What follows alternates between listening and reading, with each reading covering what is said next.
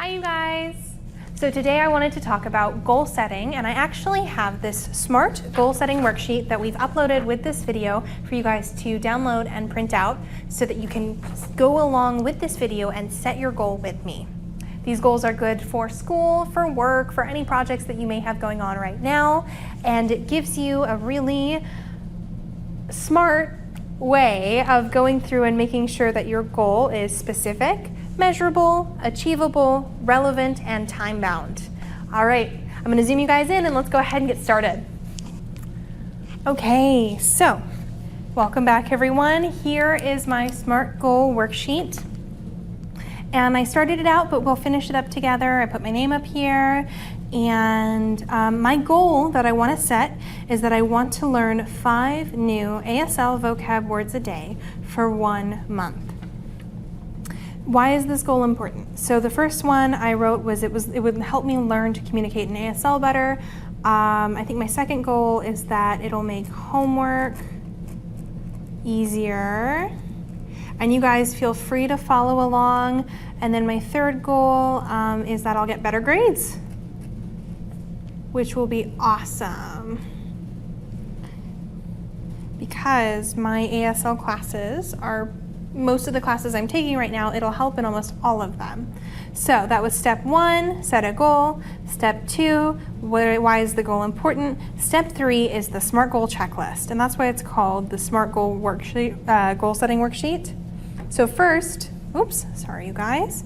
First, is the goal specific? So is it clearly written? Is it not vague? Is it easy to accomplish step by step? Yes, I have a number of words I want to learn per day for 1 month. I feel like that's pretty specific, so we'll check that off. My second is it measurable? How many, how much, how often? Once again, 5 a day, 1 month, measurable, yay! That's about, so if I do it for the month of October, that's 31 days, 155 words. Feel free to tell me I'm wrong in the comment section because I'm not good at math.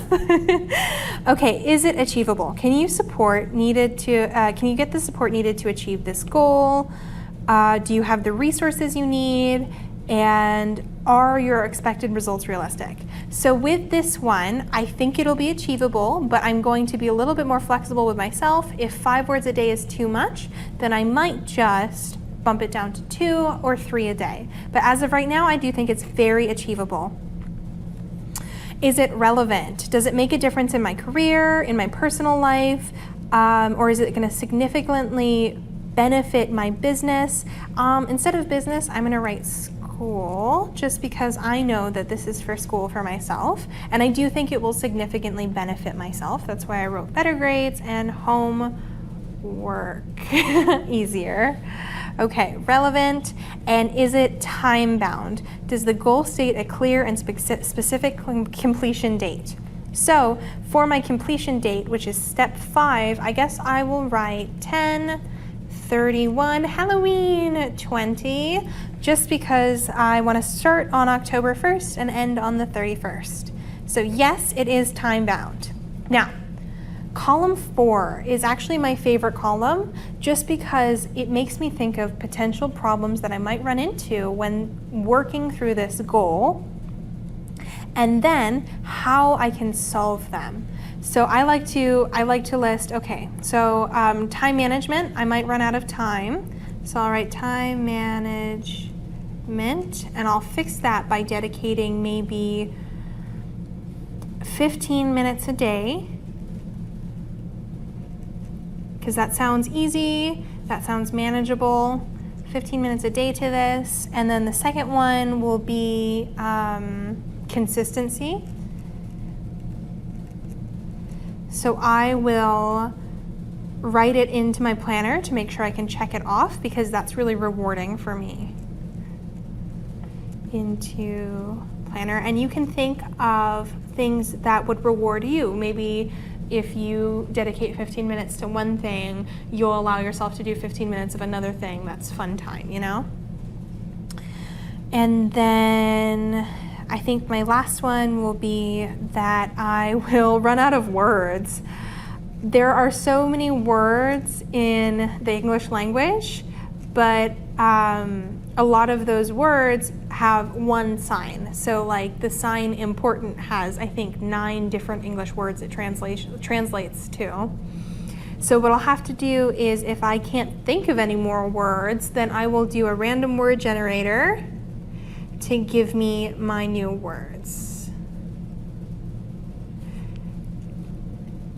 So those are the 3 issues I can think of right now that I would run into, but there is so much space here, so I can keep this goal tracker with me, and as I'm going through my month of October trying to finish up all of my 5 words a day, if I run into another problem, I can list it here and brainstorm what my solution is. I really like having the columns broken down between roadblock, so what's stopping me, and solution. That way I can look at everything that I might be using to utilize as an excuse to stop from completing my goal, and I can immediately address it. So I guess down here, my first couple action items are going to be maybe finding a generator website, generator website, and that's me, and I'll do that on the first, and then maybe a vocab notebook set up, and this can be anything you want, and this can function just like number 4, where as you need to continue actions, as you go into your goal and realize, oh, I need to take this next step to accomplish this, you can create a new action item and say who and when. So even though these ones are all related to me, and on the first, it could be email teacher who, and then you write the teacher's name and when you're gonna do that. But anyway, that's it. That's my SMART goal worksheet. Hopefully you guys have sat down with me and also worked out a goal for you to set for this month of October that we can all work through together. You can print these as many times as you want and just continue to set those goals. Eventually, you'll be able to do it by yourself in your head, and you might not even have to write everything out. Okay, thank you guys so much, and I hope you have fun. Happy October. Okay. Hi guys, my name is Nicole, and for today's book talk topic, it's going to be unforgettable books. So before we begin, all of the books on this list range from a 4th grade to a 5th grade AR level. So if you're looking for any type of like AR recommendations, this might be a good video for you. So we're gonna go through 3 categories. For the first category, it is dog books. All of these stories focus on the relationships between kids and their dogs and the adventures that they go on. So the books on this list include Because of Winn-Dixie by Kate D. Camillo, Shiloh by Phyllis Reynolds Naylor, Old Yeller by Fred Gibson, Where the Red Fern Grows by Wilson Rawls, and Sounder by William H. Armstrong. I'm going to warn you in advance, these books will probably make you cry. And even if you think like, well, I've never cried during a book before, or I don't cry very easily, just a heads up. Okay, and the second category is spooky recommendations. So we're now in autumn, so this seemed pretty appropriate. So the books in this category include Hatchet by Gary Paulson. This one's not really scary in the traditional sense, but it is very exciting. And I think it would be a good choice if you're into survival stories.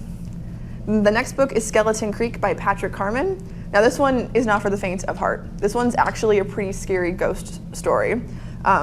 If you like the series Scary Stories to Tell in the Dark, this might be a good option. I really like this one because I like the way it incorporates technology throughout the actual story. You'll see what I mean if you start to read this one. Okay, now we're in our third category, which is just miscellaneous books. Now it doesn't sound as exciting as the other 2, but that's just because these books really didn't fit into a set category. So books on this list include Holes by Louis Sachar.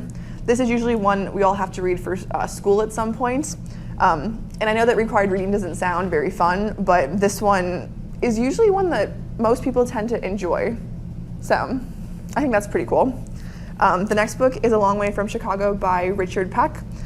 This one follows 2 kids who go to visit their grandmother one summer. And their grandmother is pretty eccentric, so a lot of crazy things start happening around town. And the last book is Bridge to Terabithia by Catherine Patterson. This one's all about friendship and magical worlds. I will warn you though, This one's also really sad. I cried when I read it. I have no shame in admitting that. It is very sad. So I guarantee if you pick one of the books from this list, it's guaranteed to be a very memorable read. Also, a lot of these recommendations also have movie adaptations. So if you're interested in reading the book and then comparing that to the actual movie, that might be a cool option too. All of these options are available through Henderson Libraries. And thanks so much for watching, and I'll see you next time. Thanks. Okay guys, welcome to our next segment for Teen Mix. So for this one, I'm going to teach you some basic knife skills. So a lot of people don't have them, and there are proper ways to cut different fruits and vegetables. So the first thing, Miss Kristina's already messed up today. I brought the wrong knife. This one's a little duller than it should be. It goes kind of opposite how you'd think, but you want a really sharp knife. Otherwise, you run the risk of really hurting yourself if you cut yourself. So my goal today is to really focus on not cutting myself. So you want to make sure you have a sharp knife when you go. I'm using a chef's knife. It's a little shorter one. The first thing I want to teach you is a dice. So with this one, I'm going to teach you how to dice an onion. So there's two sides to the onion. We have our root side and we have our top. The first thing I'm going to do is cut my top off. This part I don't need so much, but then this is the part I always have issues with because I have the big nail, so I'm just going to go in a layer. But we're going to cut those layers, get it off. Ooh. There we go. Now it's starting to go for me. I'm going to leave the root on though, because that's going to help me when I do my dice. So there's a really fun way to do a dice where if you don't want to use the entire onion, you can leave the onion intact. If you do want to use the entire onion, you'll cut it in half. So I'm going to use the entire onion. I'm going to cut it straight down that root. Now, the safest way to cut vegetables and fruits is to make sure you always have a flat side down. So I've got it now where I have a flat side, and this thing is not going to move anymore. So we're going to do half at a time. So with this one, the first thing I'm going to do is I'm going to carefully going to curl my fingers in on this because I have a dull knife and it is not going very well. I'm going to cut alongside the onion. That's the first cut. You want to be really careful here. I'm doing a lot of no-nos because my knife is not very good. The second way you're going to do it is you're going to cut this way. And you can see I've had a couple sticking out, and that's okay. We can cut those up later. But I've made two cuts, one horizontal, one vertical, and that's going to get us, whew, that onion piece is coming out because it's going to get me. This is going to get us some nice dice. So now the final way, we're going to cut it 3 ways, is going this way. So now I have those nice dices coming out. This is the point where if you wanted to, you could wrap this part up to save for later and use this. So that is the easiest way to cut an onion. And the good news is I've been going really slow on this because I have a bad knife and I've been trying to explain it to you. And I am not even crying yet. So we have a really good one there. So I'm going to clean my knife up while I'm talking to you real quick. Oops, because we're going to go and do a couple other things. So for my next one, I'm going to get the cucumber, and I'm going to teach you how to properly hold the knife. I wasn't doing a very good job on the onion because it was a dull knife and a really slippery onion. So for that one, I was just going in to try and get in there nice. With this one, we're going to hold it a little more properly. So for this, you want to make like a tiger's claw and kind of grip in. So you're going to really hold it with the top part of your fingers instead of holding it with your fingers. Because, you know, big surprise, you stick your fingers out, you might cut them. Also, when you hold the knife, a lot of people's instincts is to hold it like a handshake, and that's not right. You're actually going to hold it where you're going to pinch your thumb and your first finger at the top part of the blade. So when you're going in, you're going to make that nice cut. Also, when you see cooking shows and you see them cutting, you hear this noise a lot. You don't really make that noise when you're cutting because you do kind of a rocking motion. So I'm gonna more push the cucumber in, lift it up. It's not even coming up in the front. And that's how I'm gonna kind of go with this. It's gonna make those nice cucumber slices. It's gonna give me a safe place to put my fingers, and it's gonna cut them nice and evenly. All right, this is one of my favorites. I've got my mushrooms here.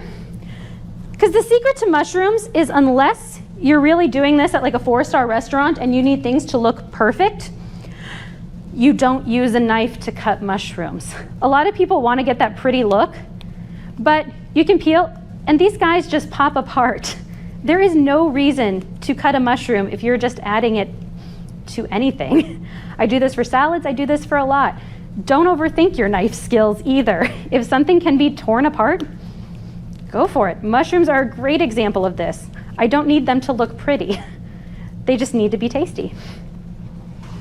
Oops. All right. And going back to the things I taught you, so we're gonna fold our hands in. We're gonna get our knife grip. We're gonna cut the ends off because I like doing that with my potatoes. I'm a big fan of mashed potatoes. We're gonna get that this way, get the nice cut, get our flat surface going. And then we're just gonna start cutting. With mashed potatoes, I get nice little pieces going. We're gonna go a couple of different ways. When you julienne carrots, you'll do something similar where you cut one way and then cut the other way going. But the important thing with this is you're gonna aim for consistency. You can try and go as fast as you can, but that's not gonna get you what you're looking for. When you're practicing, take it slow, take it easy, make sure you get nice looking things, make sure you don't hurt yourself, and have fun. So thanks so much for joining me today. I hope you enjoyed learning some knife skills, and I hope you get to put them to good use soon. Thank you. Hi everyone, welcome to a Henderson Libraries book talk. I'm Miss Erin, and since this is my first book talk, I wanted to tell you all about 4 of my favorite young adult books. But before we start, I just wanted to remind everyone that the first Friday of every month at 3:30, the Teen Book Club meets. So if you're interested in that, you can go to hendersonlibraries.com and you can look at the teen events and it'll be there, more information and what book we're reading that month. Or you can just email me at eowens@hendersonlibraries.com and I can get you started and RSVP to our club. So make sure you come and check that out. All right, on to the book recommendations. Okay, for this first choice, I chose a science fiction novel. It's Skyward by Brandon Sanderson. And Brandon Sanderson is one of my all-time favorite authors. His writing is just so beautiful and detailed. His plot is so interesting. He can do just amazing things you don't think about. A lot of people find him daunting because a lot of his books are really, really long. But this one is a great starter. It's about a girl named Spensa who lives in a futuristic space world, and she wants more than anything to be a pilot. But no one really wants to give her that chance because her father, years ago, deserted his team as a pilot, and it was this huge controversy, and so no one really wants to give her a choice. But she's determined she'll become a pilot. And this story is her journey with that and how she kind of overcomes people's ideas and the amazing secrets she finds out. It's a really great book, and it's a great Brandon Sanderson to start out on. Okay, take that there. Okay, book 2. This is going to be very divisive, but Twilight. This is one of my all-time favorite books.